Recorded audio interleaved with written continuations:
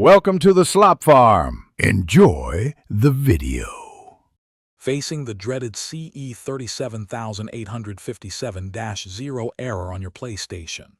This common issue usually signals a problem with your console's database or internal storage. It can be incredibly frustrating, halting your gaming experience dead in its tracks. But don't fret, we're here to help you fix it. In this quick guide, we'll walk you through the most effective solutions, step by step, to get you back into the game smoothly. Your first and safest approach is to rebuild the PlayStation database. This powerful tool reorganizes your system files, often resolving corruption without touching your precious game saves or installed titles. To do this, simply turn off your console completely. Then, press and hold the power button until you hear two beeps about 7 seconds apart to enter safe mode.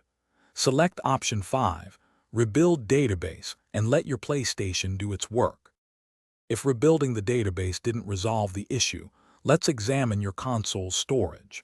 A hard drive with bad sectors or insufficient space can frequently lead to the CE-37857-0 error.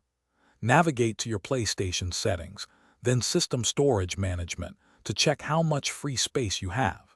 If your drive is nearly full, try deleting some old games or media. Also, ensure your hard drive is securely seated inside the console if you've recently opened it. When all else fails, a full system initialization might be your last resort before considering hardware repair. This drastic step essentially factory resets your PlayStation, wiping all data, games, and user profiles from your hard drive. It's crucial to back up any important game saves or media to a USB drive or the cloud before proceeding.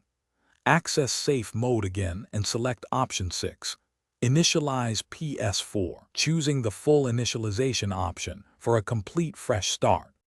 If you've tried all these solutions, and the CE-37857-0 error still appears, it unfortunately points to a more serious hardware issue.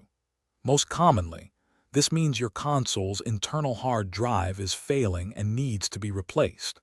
At this point, we recommend contacting PlayStation support or taking your console to a reputable repair shop. They can diagnose the hardware accurately and provide the necessary repairs. We hope this guide helped you resolve the problem swiftly. Thanks for watching. Consider subscribing if we helped you today.